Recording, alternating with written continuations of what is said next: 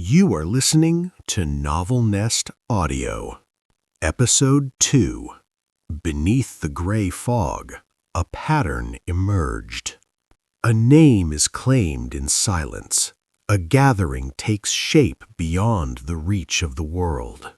Steel rises on restless seas, and somewhere unseen, death begins to follow a rule. The journey continues. Chapter 6. The Name Behind the Veil. The two strangers spoke the same language he did, yet everything about them felt strained and brittle. Their questions echoed the ones he dared not voice aloud. Where was this place? Why had they been pulled here? The fear in their eyes struck him harder than the meaning of their words. They had been dragged into this gray-shrouded world without warning, and he, somehow connected to the cause, felt no less bewildered than they did. If he was confused, their terror must have been far worse. The weight of that realization pressed against his chest. Two choices surfaced in his mind.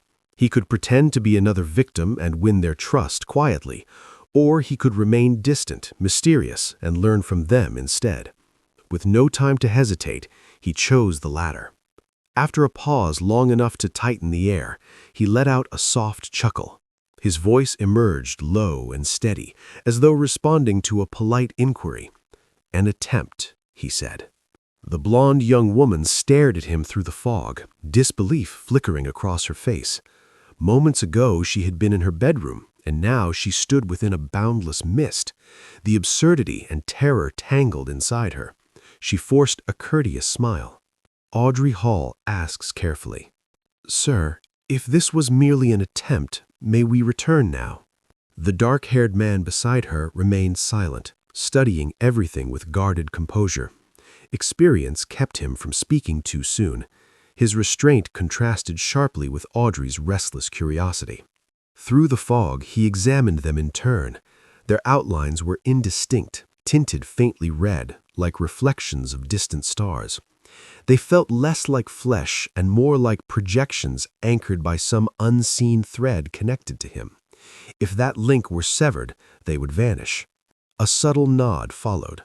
He replies to Audrey, "If you formally request it, you may leave at once." Audrey exhaled. The certainty in his tone reassured her, yet instead of departing, curiosity overtook her fear. Audrey speaks, her excitement rising. "This is extraordinary. I've always longed to witness something beyond the ordinary. Sir, how does one become a beyonder?" The question caught him off guard. He wished he knew the answer himself. Still, he could not allow hesitation to show. A grand image formed in his mind. Pillars, a vast dome, a table worthy of kings. The gray mist churned violently in response. Stone columns erupted around them. A magnificent hall unfolded beneath a towering ceiling. A long bronze table appeared, flanked by high-backed chairs glowing faintly with crimson constellations. He found himself seated at the head, elevated by presence alone. The other two sat opposite each other near the seat of honor. The illusion of authority settled naturally around him. Audrey glanced about in wonder. She murmured, "How incredible!" Before he could craft an answer, the dark-haired man chose to speak. Alger Wilson responds to Audrey, "If you seek to become a beyonder, your path lies through the great churches, the Evernight Goddess, the Lord of Storms, or the God of Steam and Machinery." He explained that true beyonders were rare, hidden within courts and secret organizations. Though fewer than in ages past, they still battled unseen dangers. His words carried the weight of knowledge earned firsthand. Audrey listened, then shook her head slightly. She replied, "I know of them, the Nightwalkers and others, but I do not wish to surrender my freedom." Alger's laughter was low. He answered, "Power demands sacrifice. If not the churches, then ancient royal lines or noble families. Failing that, you gamble with hidden organizations." Audrey pressed further, unwilling to abandon the idea. She asked again, "Is there truly no other way?" Silence lingered before Alger turned toward the one seated at the head. Receiving no interruption, he continued, Alger spoke carefully. I possess 2 Sequence 9 potion formulas. He described the first, Sailor. It granted balance upon violent seas, strength beyond the ordinary, hardened skin, and the ability to remain underwater far longer than most. Audrey reacted. That sounds like the sea's chosen guardians. Alger moved to the second. He continued. The other is called Spectator. It sharpens the mind and perception. Like an audience observing a play, one discerns hidden thoughts through emotion and behavior. His tone hardened. He cautioned. Remember this, no matter the setting, a spectator must always remain a spectator. Audrey's eyes gleamed. She responded, I want that one. What would you require in exchange? Alger answered without hesitation. He stated his price. At least 100 milliliters of ghost shark blood. Excitement gave way to caution. Audrey questioned, if I obtain it, how do we exchange safely, and how do I trust the formula? Alger gestured subtly towards the figure at the head of the table. He replied, we conduct the trade under this gentleman's witness. Neither of us would dare break a promise here. Audrey turned toward him. She requested, Sir, please oversee our agreement. Then a realization struck her. She asked softly, how should we address you? Alger echoed the question. Sir, by what name shall we call you? He tapped the bronze surface lightly. A fragment of earlier divination surfaced in his thoughts. Slowly, he leaned back and folded his hands beneath his chin. A faint smile touched his lips. He answered, you may call me the Fool. The name settled over the grand hall like a quiet seal. The gray mist drifted gently beneath the towering dome, and in that silent palace beyond the world, a new identity was born. Chapter 7. The Title That Took Shape. You may call me the Fool. The words traveled beneath the towering dome and dissolved into the endless gray fog. Yet their echo did not fade. It settled deep within the hearts of the two seated before him. They had not expected such a name, and yet the more they considered it, the more perfectly it fit. Mysterious, unfathomable, detached from ordinary logic. After several seconds of silence, Audrey rose gracefully. She lifted her skirt slightly and lowered into a formal curtsy. Audrey speaks reverently. Honorable Mr. Fool, may I request that you witness our exchange? Though his thoughts moved swiftly, his expression remained serene. He responds calmly. There is no need for such ceremony. Alger stood as well, placing his palm over his chest before bowing slightly. It is our privilege, Mr. Fool. A faint smile appeared as he lowered his hand. He gestures lightly. Continue. Alger resumed his seat and turned toward Audrey. If you secure the ghost shark's blood, send it to the Warrior and Sea Bar on Pelican Street, White Roseboro, Pritz Harbor. Inform the owner, Williams, that it is requested by the captain. Once I confirm receipt, shall I deliver the formula by mail or share it here? Audrey paused briefly before answering. Let us complete the exchange here. It feels safer, even if I must rely on memory. The agreement implied something else.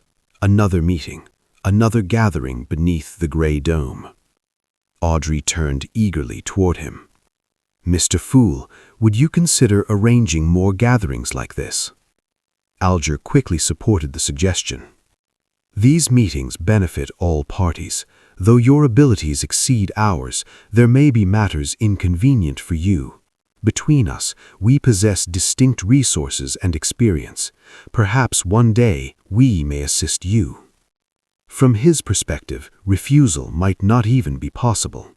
If participation was inevitable, then advantage must be gained. Separate identities cooperating discreetly could create immeasurable outcomes. Audrey nodded firmly. If this becomes regular, you may entrust us with matters within our capacity. At the head of the table, he weighed risk against benefit. More gatherings meant more knowledge, but they also meant greater exposure. His fingers tapped softly against bronze. Since he alone controlled the summoning and dismissal, the risk remained contained. He gives his answer. I favor fairness. Assistance will not be unrewarded. Every Monday at 3 in the afternoon, ensure you are alone. When I understand this realm more fully, such precautions may no longer be necessary. Audrey, barely 17 and brimming with excitement, clenched her fist instinctively. Another thought surfaced immediately. Audrey suggests eagerly, should we adopt call signs? We cannot use our real names. He inclined his head slightly. He replies simply, as you wish. Audrey's thoughts tumbled out rapidly. She declares brightly, since you are the fool drawn from tarot, I will choose one as well. My designation shall be justice. She turned toward Alger. And yours? Alger's expression tightened briefly before easing. He responds evenly, the hanged man. Audrey beamed. Then we are the founding members of the Tarot Club. Mr. Fool, is that acceptable? He shook his head faintly. He answers indulgently, such minor matters are yours to decide. Audrey quickly requested the address again. Alger repeated it patiently. She memorized it through silent repetition. Soon, another question surfaced. Audrey asked thoughtfully, I have heard that tarot cards were created as a game, yet do they not possess divinatory power? Alger responded with measured certainty. Divination originates from one's own spirituality. Tools such as tarot assist in interpreting signs. They do not create revelation, they help decode it. Audrey nodded, but pressed further. I have also heard that Emperor Roselle once created 22 secret cards symbolizing unknown forces, later adapting them into the major arcana. Is that true? The fool merely smiled and shifted his gaze toward the hanged man. Alger answered in a low voice. It is said the Emperor once saw the blasphemy slate. Those original cards are believed to contain the mysteries of 22 divine pathways. Audrey repeated softly, 22 divine pathways. A sharp pain pierced his mind. The invisible connection to the crimson stars trembled. He ended it without hesitation. He declares firmly, that concludes today's gathering. Alger immediately bowed. He responds respectfully, as you will. Audrey followed, though unwillingly. She echoes softly, as you will. As he severed the connection, he offered one last sentence. He speaks with faint warmth. Let us anticipate the next meeting. Crimson light receded like ebbing tide, their figures blurred, then shattered. The gray fog returned to stillness. Weight flooded his limbs. Darkness flashed, then sunlight. He stood once more in his apartment. It felt like a dream, yet far too vivid. He retrieved his pocket watch. Time had passed normally. The headache intensified. He pressed his fingers to his temples. After a long silence, he spoke softly in Mandarin. He admits quietly, it seems I will not be returning any time soon. After witnessing such forces, he no longer dared attempt reckless rituals. Without deeper understanding, the consequences could be catastrophic. The gathering at least offered possibility, knowledge, information, a path forward. Silence stretched again. He murmurs with emotion, from this moment onward, I am Clane. He steadied his breathing and forced his thoughts towards solutions. Perhaps the spectator formula could be acquired indirectly. The idea of distant individuals meeting face to face to exchange resources struck him suddenly. He mutters dryly, "Isn't that just a social network?" Reflectively, sunlight filtered quietly through the window. The room remained still, and in that quiet, a new identity settled firmly into place. Chapter 8. The Dawn of Iron and Storm. Wind screamed across the sea. Rain lashed down without mercy. A three-masted sailboat rose and plunged between monstrous waves, as if some unseen giant toyed with it. The crimson light in Alger Wilson's eyes faded. He remained standing on deck. Nothing around him seemed altered, yet something had changed. The oddly shaped glass bottle in his palm suddenly shattered. The frost within melted instantly into the rain. Within seconds, not even a trace of the antique remained. A hexagonal snowflake of crystal briefly appeared on his palm. It sank slowly into his flesh and vanished.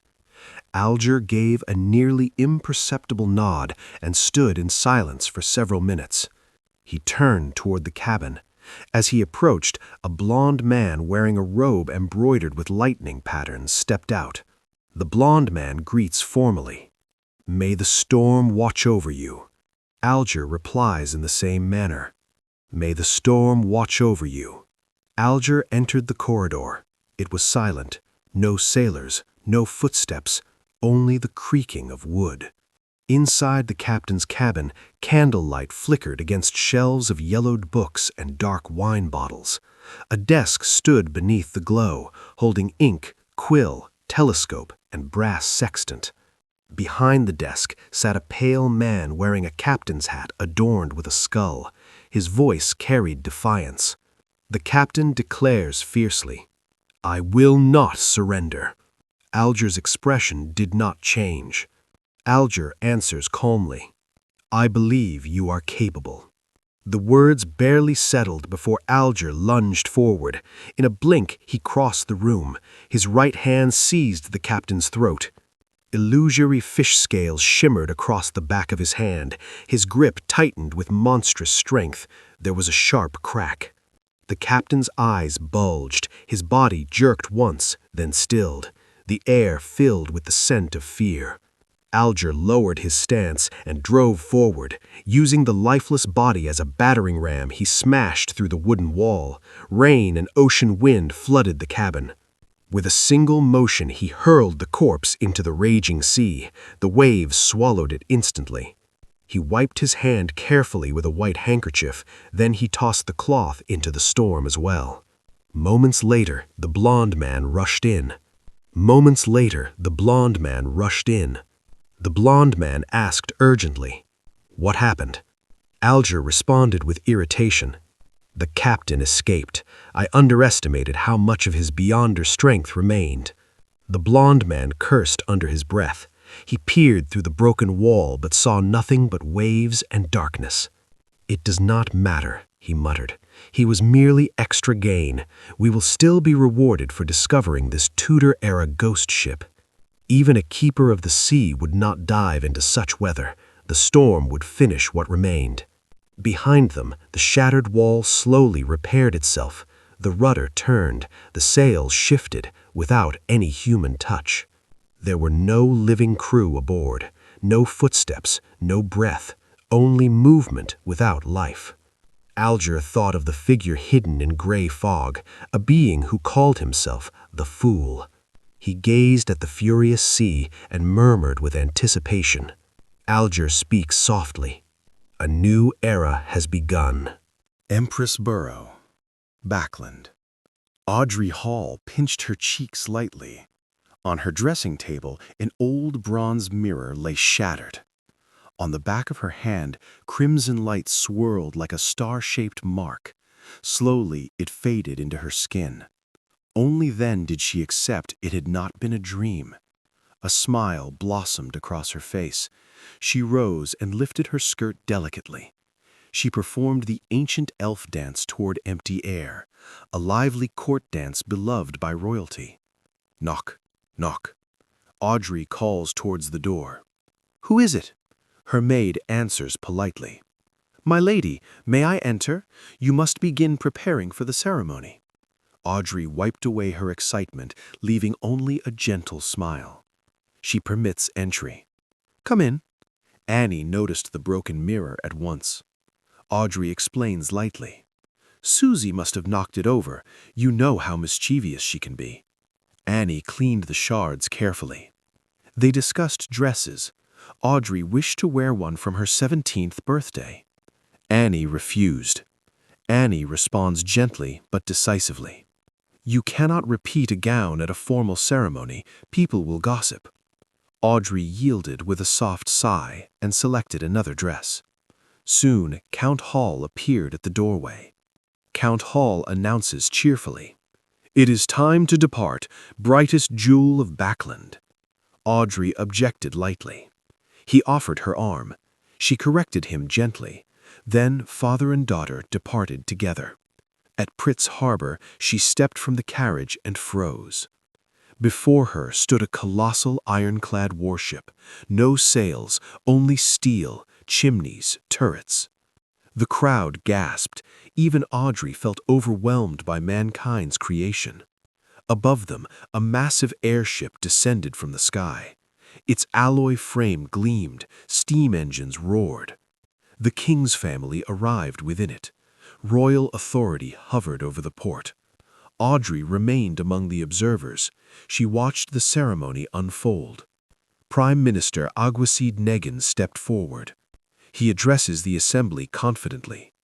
"Behold this ironclad warship, measuring over 100 meters in length, armored of steel, armed with heavy cannons and torpedoes. It will dominate the seas." The crowd murmured in awe. He turned to the king. He requests solemnly, "Your Majesty, grant it a name." King George responds proudly, "It shall bear the name the Pritz." "The Pritz!" the soldiers cried. Smoke poured from the chimneys. The ironclad advanced. Its main cannons roared toward a distant island. The ground trembled. Dust surged skyward. Shockwaves rippled across the sea. Aguasid raised his voice once more. He proclaims passionately, "The pirates who call themselves admirals and kings will tremble. This marks the end of their era." A secretary posed a question about pirates building their own ironclads. Aguasid answers decisively, "Impossible. Such a ship demands vast steelworks, scientists, royal shipyards, a government coordination, and a powerful nation behind it. Pirates will never achieve this." He lifted his arms. He declares with force, "The age of cannons and iron warships has dawned." The sea roared in the distance. Storm and steel answered one another. And underneath the surface of the world, something far greater had already begun. Chapter 9. The Pages That Should Not Exist. After half an hour of rest, Zhou Ming Rui, who now forced himself to think of his name as Klein, finally felt strength return to his limbs. On the back of his hand, 4 small black dots had appeared. They formed a tiny square. The marks faded quickly, sinking beneath his skin. Yet he knew they had not truly vanished. They were merely dormant. He studied the memory of their shape. 4 corners, 4 offerings placed during the ritual. Did this mean he no longer needed to prepare the food for future rituals? Could the ceremony now be performed instantly? The thought should have felt convenient. Instead, it felt ominous. Everything that lacked explanation carried weight. Earthly divination working here? Transmigration through sleep? Mad whispers during the ritual? That gray world beyond comprehension. Even under June's heat, he shivered.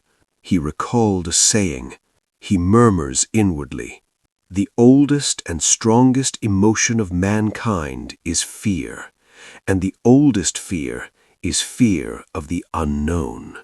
part of him yearned to explore further, to understand mysticism, to grasp the hidden structure of this world. Another part urged him to pretend nothing had happened. Sunlight spilled across the desk. Dust shimmered like flecks of gold. It felt steady, real. Fatigue descended at once. His eyelids grew heavy. He staggered towards the double-deck bed and collapsed without removing the ritual bread from the room's corners.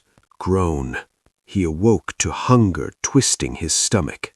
The headache lingered faintly, but his mind was clearer. He checked his pocket watch. He noted quietly. 12:30. 3 hours. Mysticism vanished from his thoughts. Only one word remained. Food. He gathered the rye bread from the 4 corners. There was no visible change to them. He had only 5 pence. Waste was not an option. He boiled water in a small furnace with coal. Gas was too expensive to waste. He glanced towards the cupboard. The pound of mutton seemed to call to him. No, that was for dinner, for Melissa. Then he remembered the potatoes. He washed 2 of them and dropped them into the boiling water. A pinch of coarse salt followed.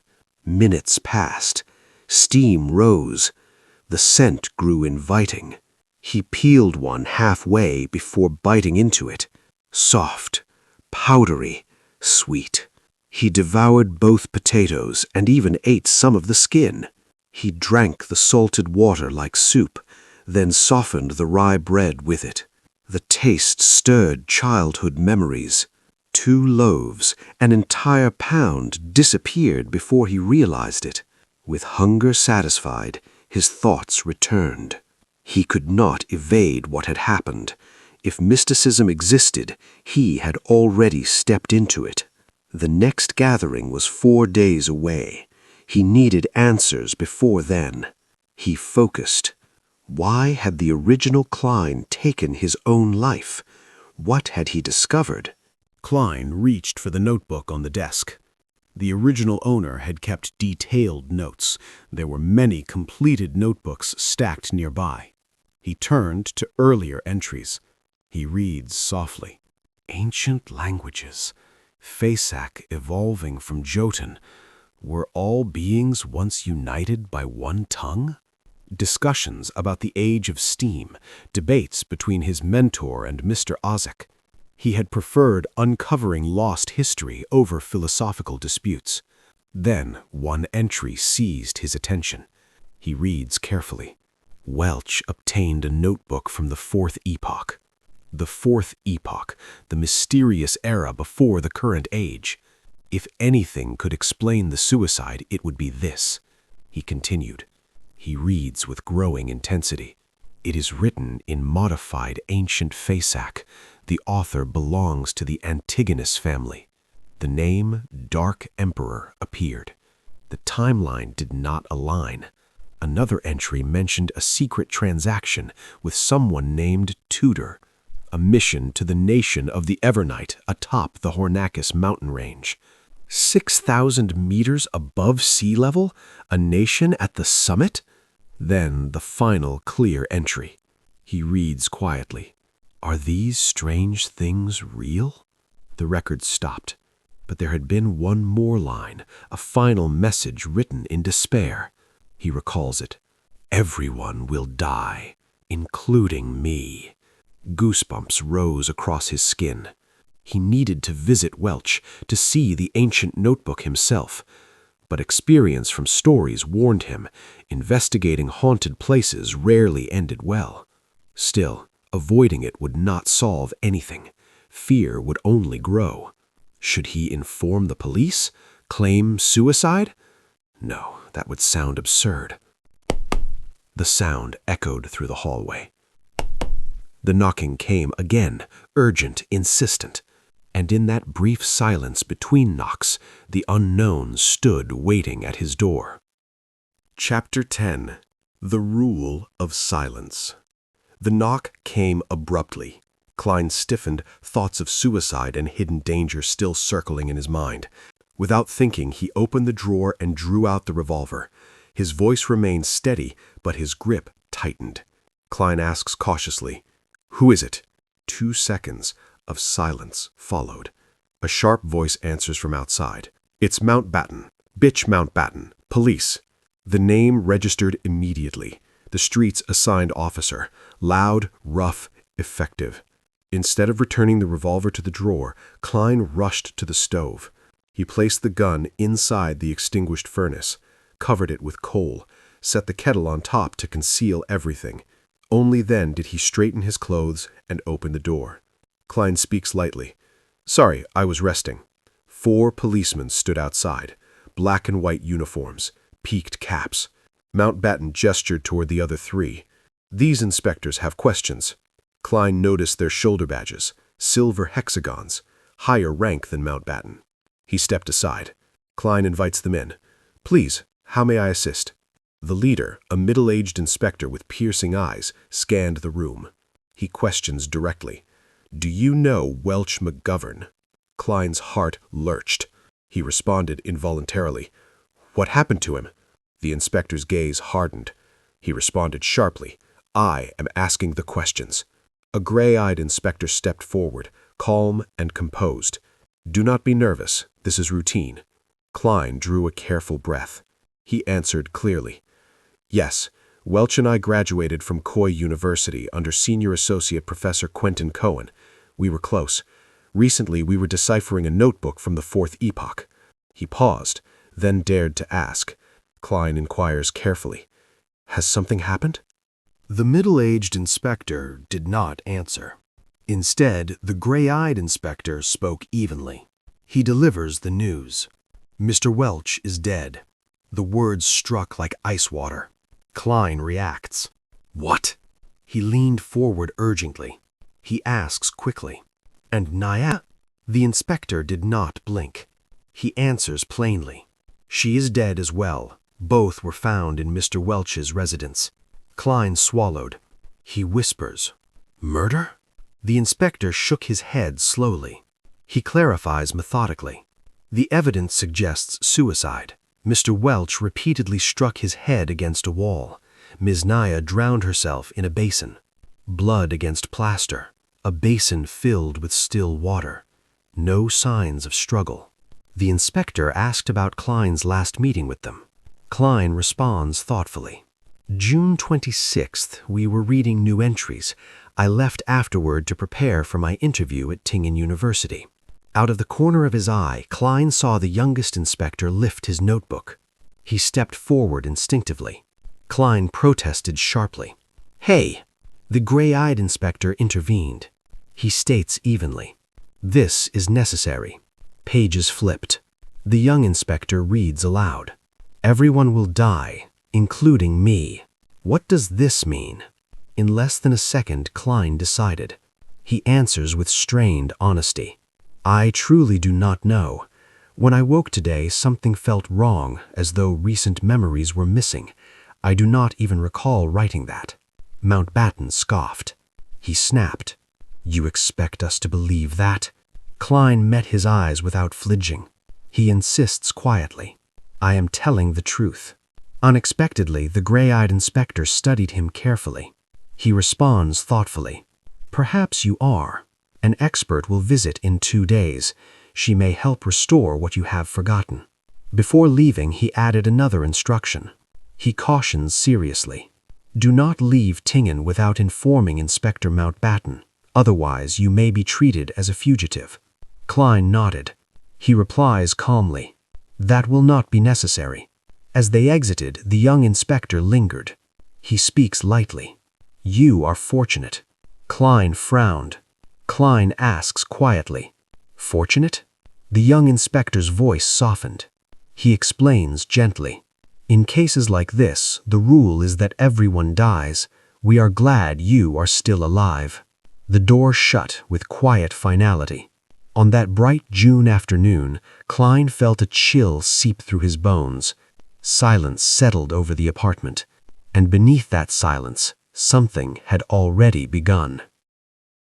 Some patterns take time before they fully reveal themselves, and some silences are only the beginning of something deeper. We'll continue this journey in the next episode.